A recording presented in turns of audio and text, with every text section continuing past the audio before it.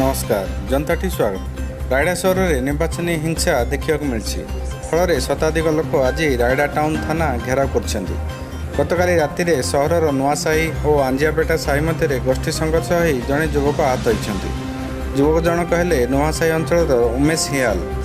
गत किछि दिन तले कांग्रेस जड़े समर्थक हरीश पट्टनायक स्वाधीन विधायक मकरंद मुदुली भूल जातिगत प्रमाणपत्र दाखल कर दर्शाई हाइकोर्ट द्वारस्थ होते।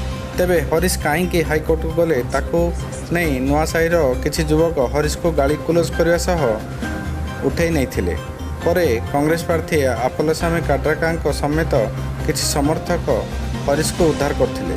तेबे आपलस्वामी काड्राका उमेश हियाल को निस्तोक माड मारी आहत करिसेंति बोली थाना एक मामला रुजु होइतिला।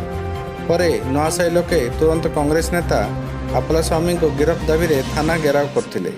तेबे एही घटना रे उभय पक्षर मामला रुजु होइतिया बेले रायडा एसपी घटनार अनुध्यान करछंती।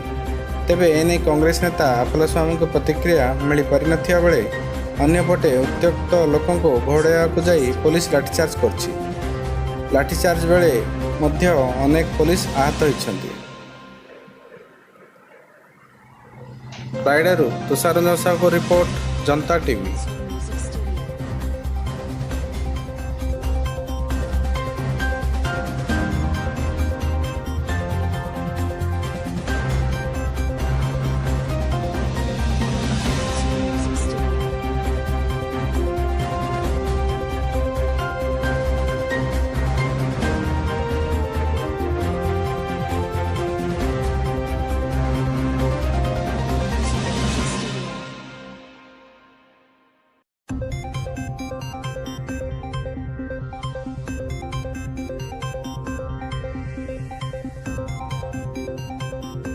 Music Studio.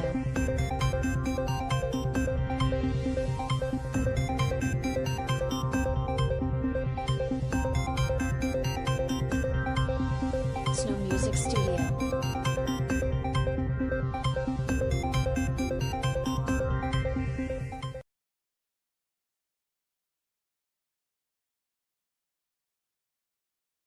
सर घटना तो मुझे जानी सर सकाल मुझे जाना पाइले जे एमती भाई ना को नहीं चलते आपलस्वामी काड्राका आ हरीश पट्टनायक गोटे बस से दुई जन को छाड़ा पर्यंत आम गहली करूँ ये जदि छाड़बेनि रास्ता रोक करूँ बोले आम भावी घटना सर अपोजिशन वाला अपोजिशन टाइप रे कौनटा मैंने कौन पस्ताइबा यही हिसाब से नहीं जाते गाड़ी आसिले पुलिस गाड़ी आसिले धरिक गले आपणकर केसटा अच्छे बोलिके भाईना ऊपर पत्थर फिंगिले है गाड़ी में फिंगिले तापर कौनटा झगड़ा गंडगोल पार्टी पूर्ण होगा से हिसाब से केस फेस एफआईआर देला फास्ट एफआईआर देला एफआईआर देलार एफआईआर तुम ना आस धरिकी गले सर आमको न्याय दरकार सर आपलस्वामी भाईना को छाड़ा दरकार जदि न छाड़े सर आम रास्ता